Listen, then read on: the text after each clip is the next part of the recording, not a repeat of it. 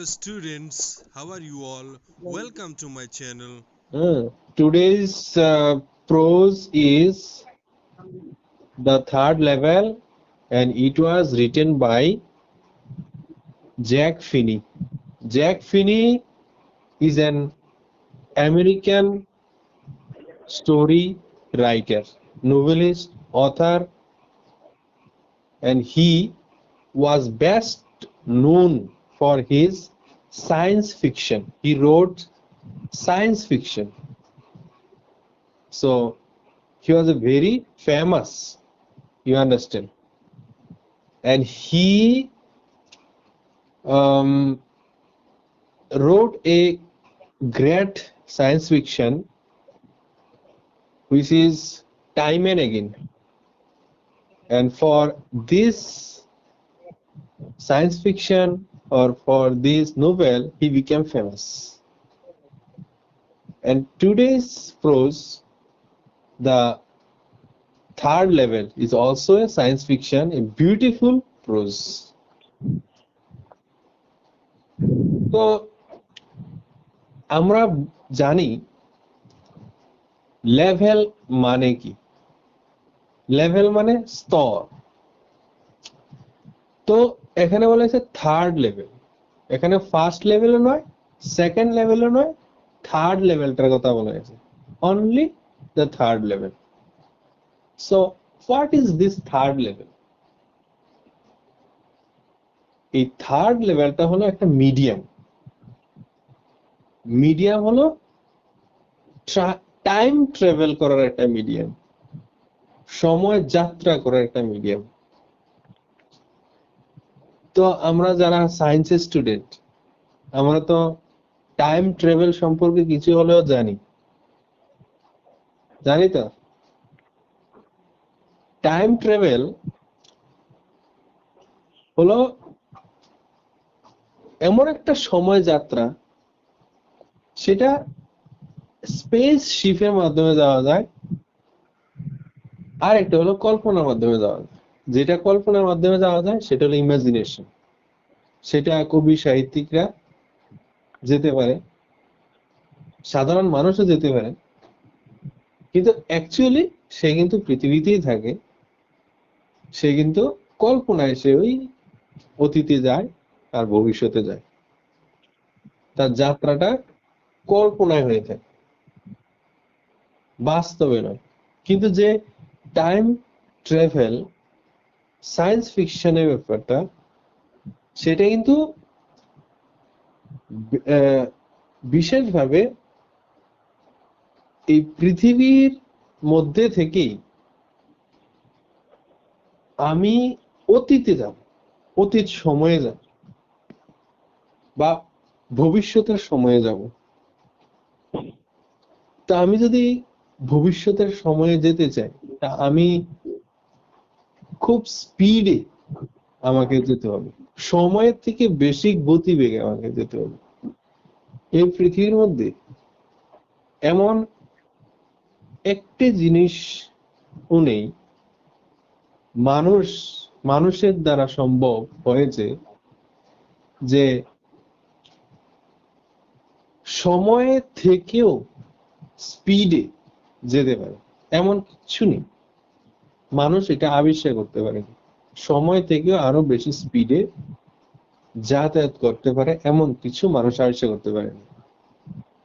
একটা আছে যেটা হলো প্রাকৃতিক, সেটা হলো সূর্যের আলো। সূর্যের আলো কিন্তু সময় থেকে স্পিডে যেতে পারে। এখন বৈজ্ঞানিকরা বলেছে, যদি কোনো একজন বিজ্ঞানী এমন একটা টাইম মেশিন আবিষ্কার করে, এই মেশিনের মধ্যে বসে সুইচ বাটন যখন টেপা হবে, তখন সে ইচ্ছা করলে ভবিষ্যতেও যেতে পারবে, ইচ্ছা করলে অতীতেও যেতে পারবে। অতীত কি? এখন তোমাদের বয়স এখন 17-18। তো 17-18 তুমি 1 ইয়ারে, তোমার বয়স যখন 1 ইয়ার ছিল, তখন তুমি কি রকম ছিলে এটা তুমি গিয়ে দেখে আসতে পারবে এই টাইম মেশিনটার মাধ্যমে। অথবা তোমার বাবা ছোট বয়সে কিরকম ছিল, বা দাদু উনি অতীতে কি করতেন, এই জায়গার মধ্যে এই টাইম মেশিনটার মধ্যে বসলে ওই অতীতেও যাওয়া যাবে। ইমাজিনেশন, এটা বৈজ্ঞানিকরা এটা এখনো সম্ভব করতে পারেনি, ভেবেছে কিন্তু সম্ভব করতে পারেনি। এটা হলো এক ধরনের, এটা হলো to go to the past, মানে অতীতের দিকে যাওয়া। আরেকটা হলো to go to the future. তো ফিউচার কিভাবে হবে? আমার এখন ঘড়িতে 7টা 18 বাজে, আমি ভবিষ্যতে যাচ্ছি, কিন্তু আমি এখানে বসে আছি কিন্তু ভবিষ্যতে যাচ্ছি, সামনের দিকে যাচ্ছি, অতীতে যেতে পারিনি। বলা হলো যদি এমন একটা টাইম মেশিন আবিষ্কার করা হয়, এই টাইম মেশিনটার মধ্যে বসলে আমি যদি একদম সারা পৃথিবীকে এই মেশিনটার মধ্যে বসে 1 বৎসর থাকি এবং এই মেশিনটার মধ্যেই থাকি, তাহলে দেখা যাবে এটা হবে কিন্তু সূর্যের আলোর গতিবেগের সমান। বলা হয়েছে এই স্পিডটা সূর্যের আলোর গতিবেগের সমান বেগে যেতে হবে। এরকম ভাবে আমাদের যে ফ্লাইট, রকেট, স্পেসশিপ যে আবিষ্কার হয়েছে, এগুলি যদি স্পিডে যদি পৃথিবীকে প্রদক্ষিণ করে 1 বছর, কাজ হবে না। এইগুলি নয়, এমন একটা স্পেসশিপ তৈরি করতে হবে, এমন একটা মেশিন তৈরি করতে হবে যে মেশিনটার স্পিড থাকবে সূর্যের আলোর গতিবেগের সমান বা তার বেশি। তাহলে এই ব্যক্তিটি যদি এই মেশিনের মধ্যে বসে 1 বৎসর শুধু পৃথিবীকে প্রদক্ষিণ করে, সে পৃথিবীতে এসে দেখবে 1000 বছর পার হয়ে গেছে পৃথিবীর। সে যখন পৃথিবীতে নামবে দেখবে পৃথিবীর 1000 বছর হয়ে গেছে, মানে সে এখন এলিয়েন হিসেবে পরিগণিত হবে। ওকে দেখলে বলবে আরে এ তো এলিয়েন, এই দেশের না। এইরকম আবিষ্কার করতে পারেনি বৈজ্ঞানিকরা। তো এখন থার্ড লেভেল, এই থার্ড লেভেলটা হলো একটা মিডিয়াম, টাইম ট্রাভেলের মিডিয়াম। আর থার্ড লেভেল হলো একটা ন্যারেটিভ টেকনিক। যখন কবিরা, যখন সাহিত্যিকরা, যখন লেখকরা, নোবেলিস্টরা কোনো কবিতা লেখে, কোনো গল্প লেখে, তারা কিন্তু একটা টেকনিক এর মাধ্যমে আমাদেরকে একটা মেসেজ দিতে চায়। সোজাসুজি একটা গল্প বললে হবে না। সোজাসুজি গল্প বললে সবকিছু এরকম ভাবে হয় না। যেমন একটা মানুষের লাইফ যদি তোমাকে লিখতে হয়, জন্ম থেকে মৃত্যু পর্যন্ত একটা লিখে ফেললে বাস হয়ে গেছে। এই শুধু এটা একঘেয়েমি, এটা একরকম। কিন্তু এমন কিছু কিছু লাইফের বিষয় আছে যেগুলি এই এমন কিছু ন্যারেটিভ টেকনিক, রচনার কৌশল এর মাধ্যমে প্রকাশ করতে হবে। যেমন আমরা দেখেছি কিছু কিছু ফিল্মের মধ্যে পুরো একটা ফিল্ম কল্পনার মধ্যে হয়ে গেছে। ফিল্ম শেষ হলো, তারপর সবাই হাততালি দিল, তারপরে হ্যাঁ ভারতবর্ষে একটা বড় ভালো একটা সোলজার, সে একটা ভালো কাজ করেছে, হয়েছে না? হয়েছে, এরকম হয়েছে। মানে পুরো ড্রিম সিকোয়েন্স। একটা জেলখানার মধ্যে কয়েদি একটা আছে, কয়েদি কি করলো? কয়েদি বসে আছে, পুলিশও বসে আছে চেয়ারের মধ্যে।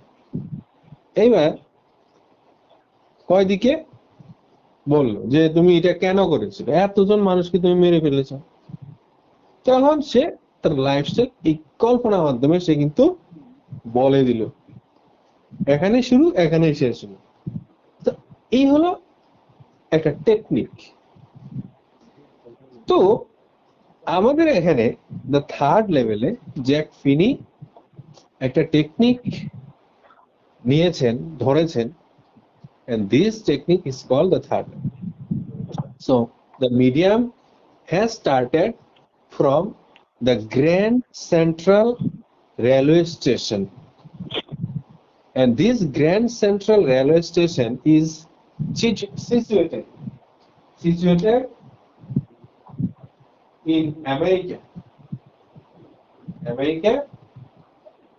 and it is in the New York City of America.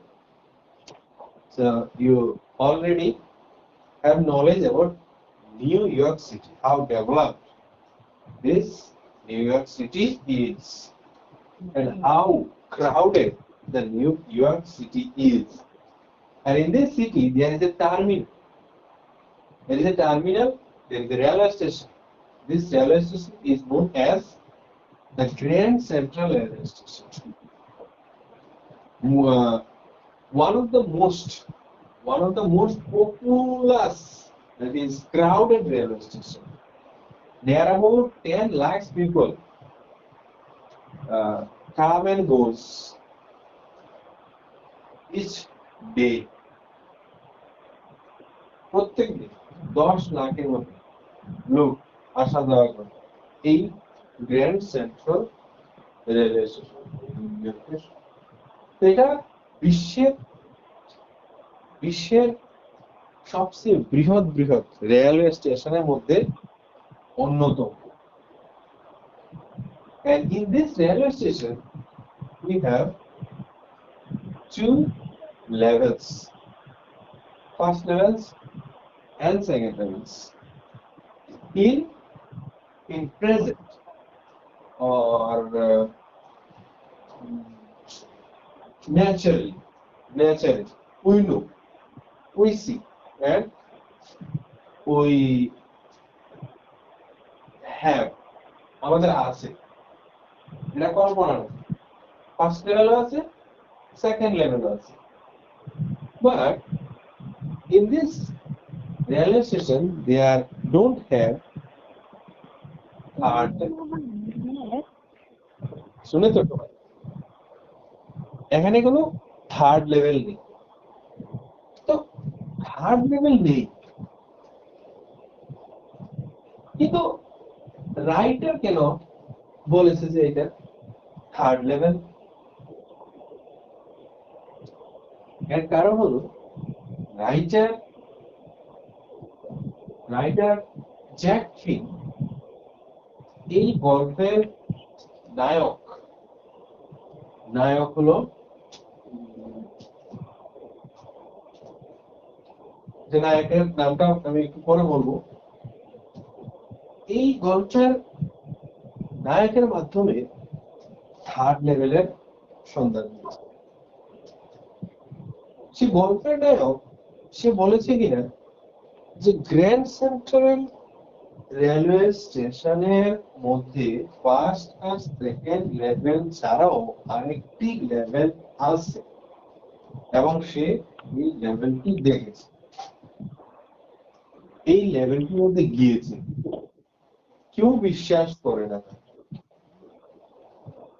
কেউ বিশ্বাস করে না যে থার্ড লেভেল, কিন্তু সে বলেছে যে আছে, আমি সেখানে গেছি। এটা সাবওয়ের মাধ্যমে, সাবওয়ে মানে পাতাল রেল। যখন গিয়েছিল সাবওয়ের মাধ্যমে, সে দেখলো যে নর্মাল যে স্পিড বাসের বা মোটরের যে নর্মাল স্পিড, এর থেকে ওই থার্ড লেভেলে আরো বেশি। তাহলে এটা মিস্ট্রিয়াস, এটা রহস্যজনক, এটা বিষয় হয়ে দাঁড়িয়েছে। এখানে দেখা যাচ্ছে একটা রহস্যজনক বিষয়। যে লোকে বলছে ফার্স্ট এবং সেকেন্ড লেভেল দুইটি লেভেল আছে, আর ক্যারেক্টার বলছে, মানে এই গল্পের ক্যারেক্টার বলছে থার্ড লেভেলের মধ্যে একটা লেভেল আছে। এই জন্য একটা রহস্যের সৃষ্টি হয়ে গিয়েছে। এখন যেহেতু মানুষ বিশ্বাস করে না, এই জন্য সে তার জানাশোনা একজন সাইকিয়াট্রিস্টের কাছে গিয়েছিল এবং সাইকিয়াট্রিস্টকে বলেছিল, কি বলেছিল, যে এই ব্যাপার আমি থার্ড লেভেল দেখেছি। তো তুমি কিভাবে দেখেছো? তো আমি যখন এখানে গিয়েছি তখন আমি হঠাৎ করে এমন একটা সাবওয়ে পেয়েছি। সাবওয়ের মাধ্যমে আমি থার্ড লেভেলটা যখন ওইখানে গিয়েছি তখন এটার মধ্যে স্পিড আরো বেড়ে গেল। তো তারপর কি হলো, তারপর আমি এই 1894 এই সালে চলে গিয়েছি, পাস্টে গিয়েছি। তো এখন যে এই গল্পের ক্যারেক্টার, মেইন ক্যারেক্টার নাম হলো কি চার্লি। আগে বলিনি, এখন বলছি। এই চার্লি 1894 খ্রিস্টাব্দে চলে গিয়েছে, অতীতে। আর এখন যে গল্পটা বলা হচ্ছে, যে এখন যে স্যাম এর কাছে, স্যাম একজন সাইকিয়াট্রিস্ট, ডাক্তার। এই স্যামের কাছে যখন কথা বলছে, সময়টা হলো 1984, 1984, 1984 সাল। এখন মনে করো আমাদের সঙ্গে এখন চার্লি আছে। এই চার্লি আমাদের সঙ্গে এখন স্যামও আছে, এখন কথাবার্তা বলছে। এখন সময়টা হলো 1984। সে বলছে যে আমি যখন সাবওয়েতে গিয়েছিলাম তখন আমি অতীতে চলে গিয়েছিলাম, 1894 চলে গিয়েছিলাম। আমি সেখানে গিয়ে দেখেছিলাম যে সবকিছু পুরাতন। কি পুরাতন? সেখানে রেলওয়ে স্টেশনটি পুরাতন, একদম ওই আদিম যুগে। লাইট, রেলওয়ে স্টেশনের যে লাইটগুলি, এগুলি অয়েল ল্যাম্প, মানে তেল দিয়ে যে ল্যাম্প জ্বালানো হয় এগুলি। এখন তো ইলেকট্রিক হয়ে গেছে বা সোলার হয়ে গেছে, আরো ডেভেলপ। ওই সময় সেখানে গিয়ে দেখেছে অয়েল ল্যাম্প। এবং সেখানে যে সে যখন টিকিট কাটতে গিয়েছে, টিকিটের মধ্যে সে 1894 দেখেছে, 1894। সে অবাক হয়ে গেছে, আরে আফসানা। হ্যাঁ,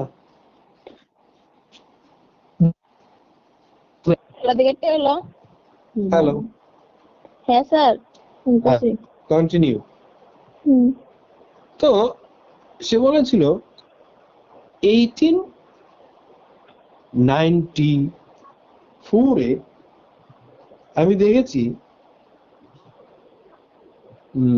টিকিট যখন আমি কেটেছি, টিকিটের মধ্যে লেখা আছে, এবং একদম পুরাতন টিকিট, এখনের সঙ্গে মিলে না এই টিকিট। আর কি ডলার, পুরাতন ডলার, এখনকার যুগের যে ডলার আমেরিকার, সেটা নয়, পুরাতন, 100 বছর আগে প্রায়। এইগুলি আমি দেখেছি। তো স্যাম সাইকিয়াট্রিস্ট, মানে মনোবিজ্ঞানীর মতো, মনোবিদ, বিশেষজ্ঞ, মনের যে ঝামেলা, মনের যে কঠিন অবস্থা, যে মানসিক রোগ, এগুলিকে নির্ণয় করেন তিনি, স্যাম, সাইকিয়াট্রিস্ট। স্যাম তখন তাকে বলেছিল, you are suffering from working dream wish fulfilment. What is this working dream wish fulfilment? মানে হলো, you are dreaming something good. You are dreaming to get some good thing for your life, but you are not getting this good thing. You are suffering in a very difficult condition. You have despair, you have sorrow, and many problems of the society has classed you, and many things, many difficult problems appears in your mind, and you cannot adjust with the atmosphere, modern atmosphere. The modern life is so busy and so cruel. It is not so beautiful. You are now 17 or 18 years young age, but after some years, or after 10 or 15 years, you will imagine it, that modern life is so cruel, and to adjust with people is so difficult, because there are many various kinds of people are living in this world, in this country, in this town, in your society, in your area, in your neighborhood. They are very difficult minded people. You are now in legal age. Also, in this age, you can realize this. That's why this chapter has given to you to realize this, that in বর্তমান কাল খুব কঠিন, মানুষ হতাশায় ভুগছে। There is no job security. Somebody is losing their job, and somebody already has lost his job, and that's why they want to live this difficult or cruel life, bad life, modern life.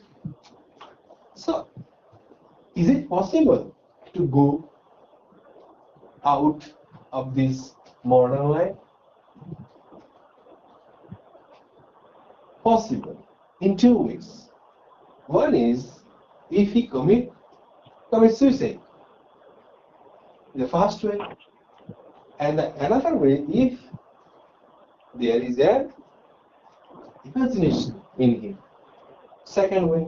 The third way is to go to enter in a time machine and go to the past.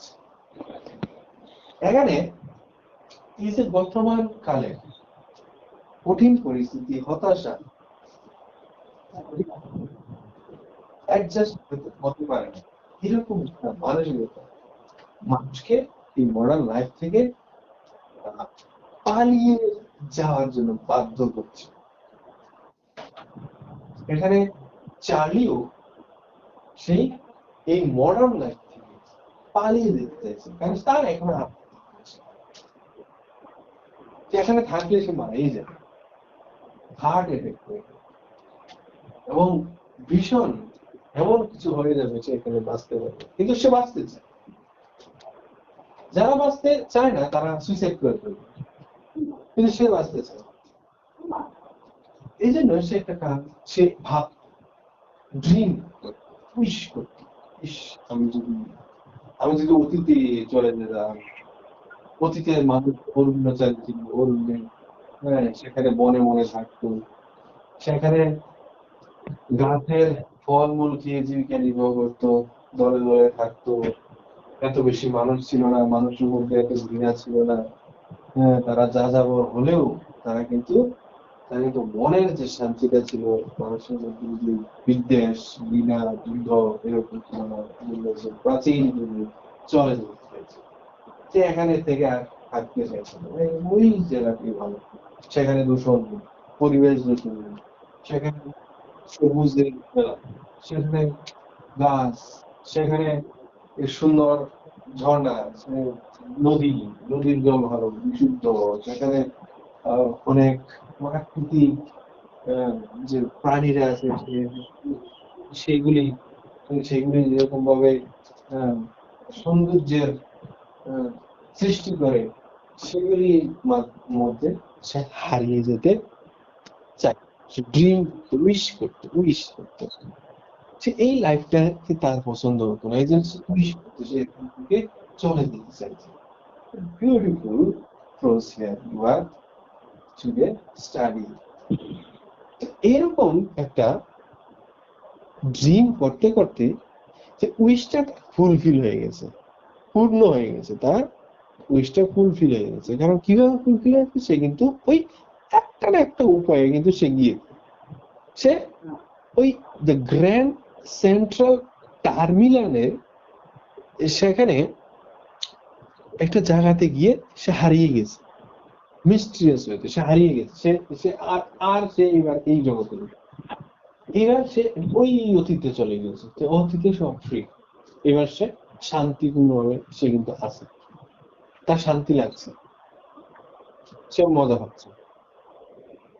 তো বর্তমানে আমরা তো দেখি anxiety, উৎকণ্ঠা দেখি, আমরা বর্তমানে দেখি যুদ্ধ, ওয়ার দেখি, আবার ইনসিকিউরিটি, নিরাপত্তার অভাব দেখি। নিরাপত্তা, যেখানে সেনাবাহিনী আমাদের মোতায়েন করতে হয়, সেখানে বাইরের কোন দেশ আমাদেরকে আক্রমণ করে, নিরাপত্তার অভাব। এই রকম অভাব তাকে কল্পনার জগতে এবং অতীতে যেতে উইশ এবং ড্রিম করতে হচ্ছে।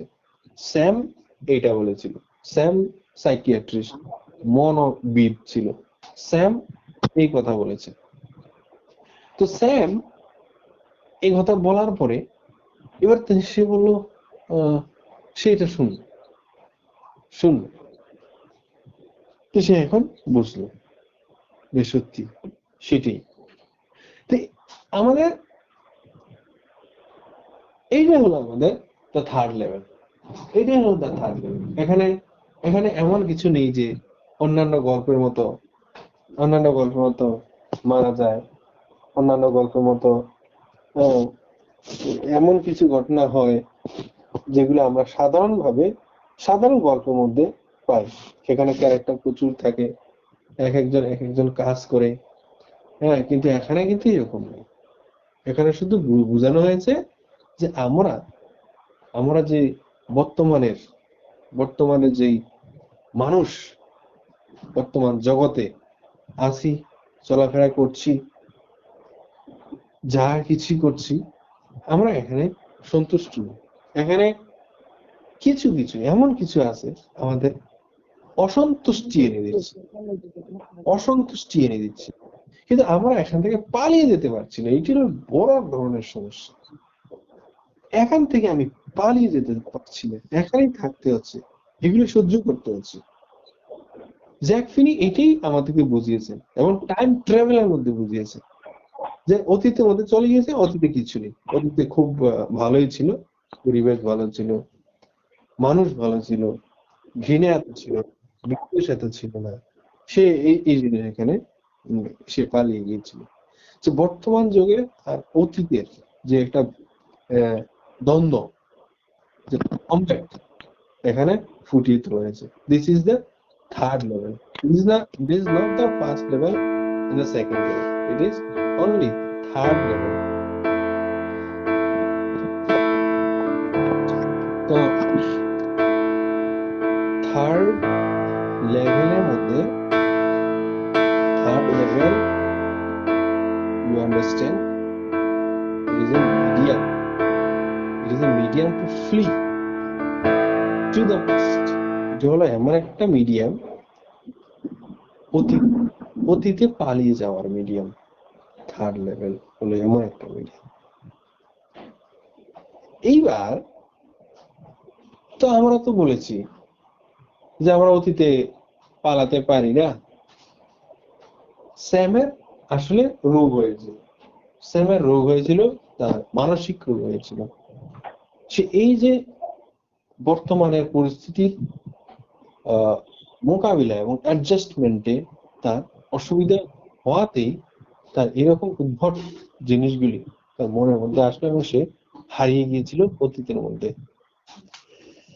তো আমরা বলেছি যে বর্তমানে এরকম ডেসপায়ার, এংজাইটি, উৎকণ্ঠা, হতাশা, ফ্রাস্ট্রেশন এগুলি আছে। তো এগুলি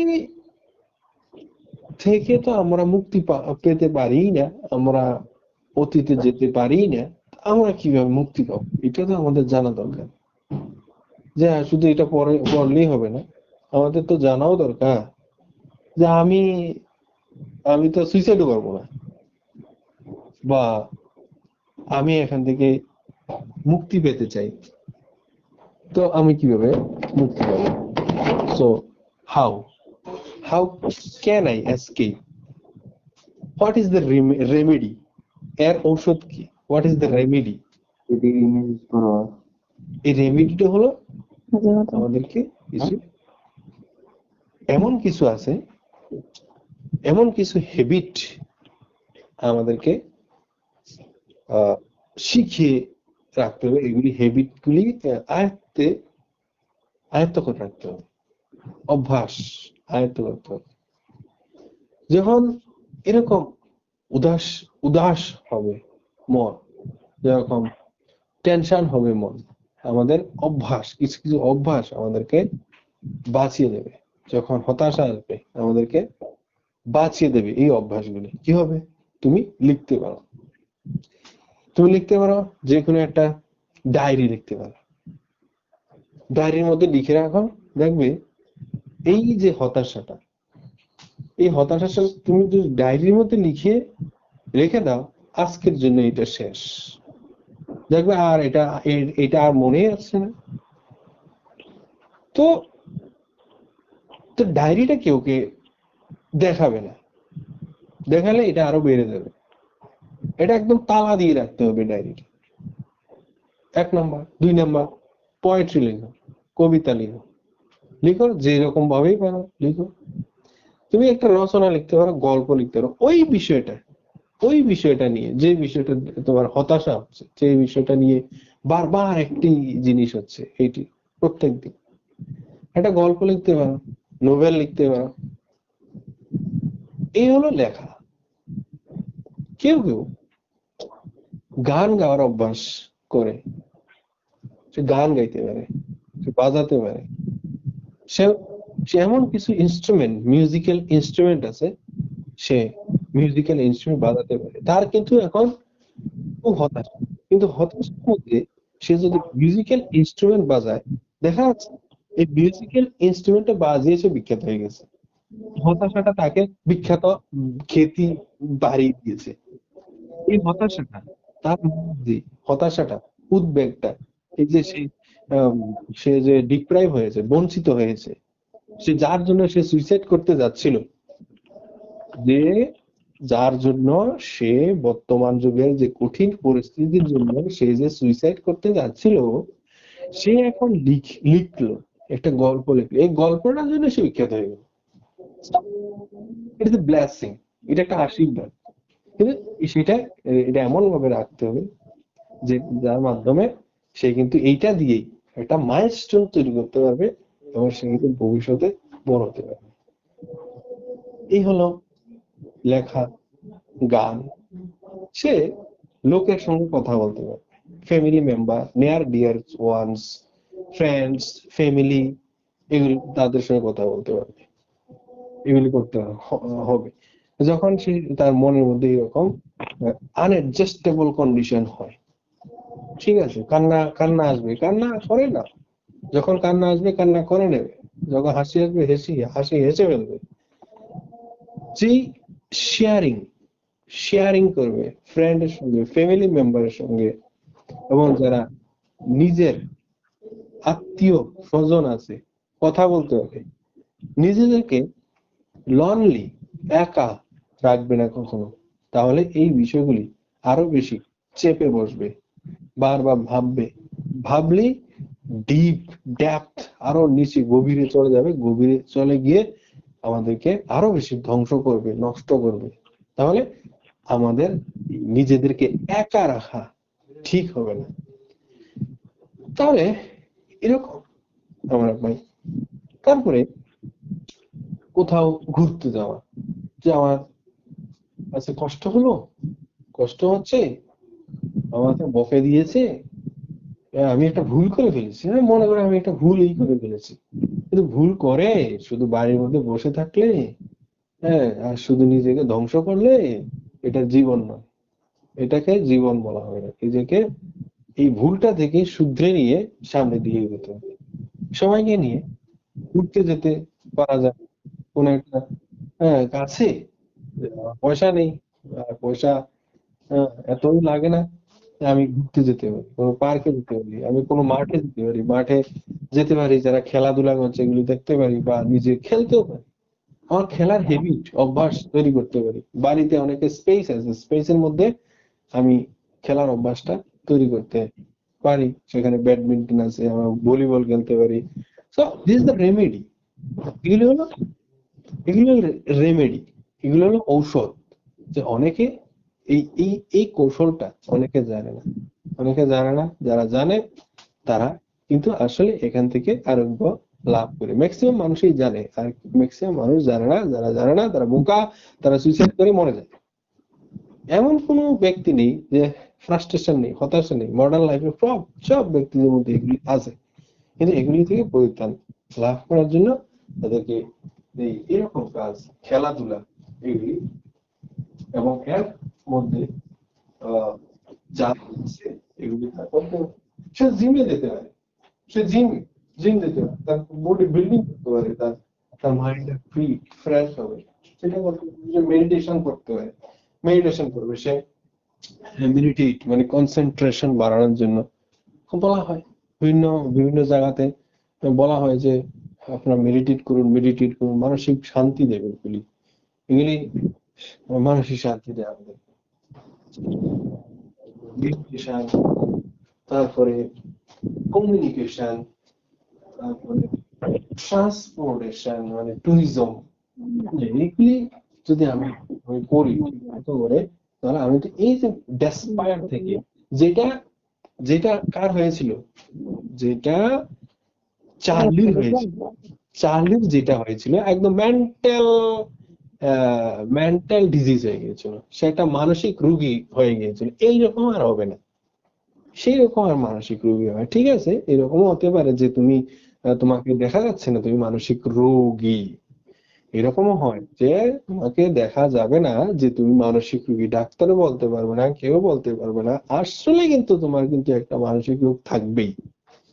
তো এই যে জিনিসটা, এটা তোমাকে এই জিনিসটা খেয়ে ফেলছে, নষ্ট করে ফেলছে, তোমার উন্নতির পক্ষে বাধা হয়ে দাঁড়াচ্ছে। তুমি কিন্তু এটাকে এটাকে দূরে সরে ফেলতে হবে, এটা বুঝতে হবে এই জিনিসটা আমাকে শেষ করছে। এই জিনিসটাকে আমাদের এই সরিয়ে ফেলতে হবে। এই সরিয়ে ফেললে আমাদের কিন্তু ডেভেলপমেন্ট হবে। এটাকে একটা পুরো মুছে দিতে হবে যে জিনিসটাকে। তো মুছে দিলেই কিন্তু আর সব হ্যাপিনেস আসবে। হ্যাপিনেস কোথায়? যেটার জন্য তুমি হতাশাগ্রস্ত, তুমি যদি বলো যে আমার এই বিষয়টার জন্য আমার হতাশাগ্রস্ত, আমি ফেল করেছি, বা কেউ বকা দিয়েছে, বা এমন কিছু হয়েছে যেগুলো আমি হতাশাগ্রস্ত হয়েছি, আমি যদি মনে করি যে এটা কিছু, it is a part of life, যদি আমরা মনে করি জীবনের একটা অংশ, জীবনের জন্ম আছে, জন্ম মৃত্যু সবকিছুই আছে, তো এখানে তো এটা মনে করতে হবে যে আমার একটা পার্ট অফ লাইফ। তো পার্ট অফ লাইফ হলে আমি হোল লাইফটাকে কেন ধ্বংস করবো? আমি কিভাবে মানসিক রোগী কেন হয়ে যাবো? তো যাতে মানসিক যে রোগী যাতে আমি না হই, সেই জন্য আমাকে এই ভাবনাগুলি আমাদেরকে ফেলে দিতে হবে, এগুলিকে ছেড়ে দিতে হবে। এই ভাবনাগুলি যদি ছেড়ে দেই, দেখবে যার জন্য তুমি অ্যাংজাইটি করছো, যার জন্য তুমি ফ্রাস্ট্রেটেড হচ্ছ এবং মন খারাপ হচ্ছে, দেখবে ওই জিনিসটা এমন ভাবে আসলো, আবার একদম আনন্দে ভরপুর হয়ে গেল। তো এই জন্য এগুলিকে স্কিপ করা দরকার, বাদ করা দরকার, শেষ করা দরকার। এরকম শুধু কেউ জব হারিয়ে ফেললো, কেউ চাকরি হারিয়ে ফেললো, এবার সে বাড়িতে বসে বসে সে ভাবছে আমি কি করব কিছু করছে না, ভাবছে কি করব আর কিছু তো একটা করতে হবে, কিছু একটা করতে হবে।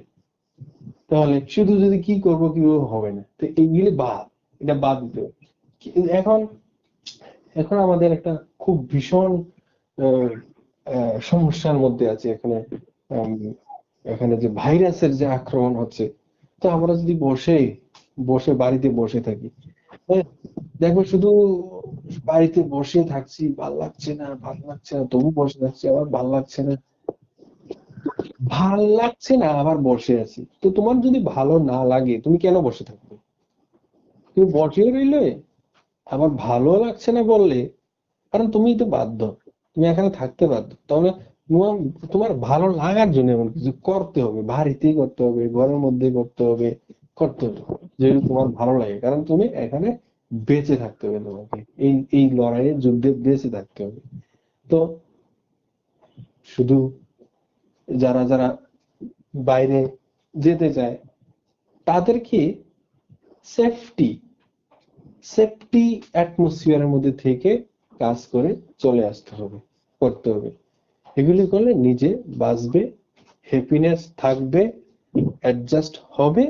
যেটা আমাদের এই ক্যারেক্টারটা, আমাদের চার্লি সেটা পারেনি, এই জন্য তাকে স্যামের কাছে যেতে হয়েছে। তাহলে তোমাদেরকেও হয়তোবা এরকম স্যাম নামে সাইকিয়াট্রিস্টের কাছে যেতে হবে।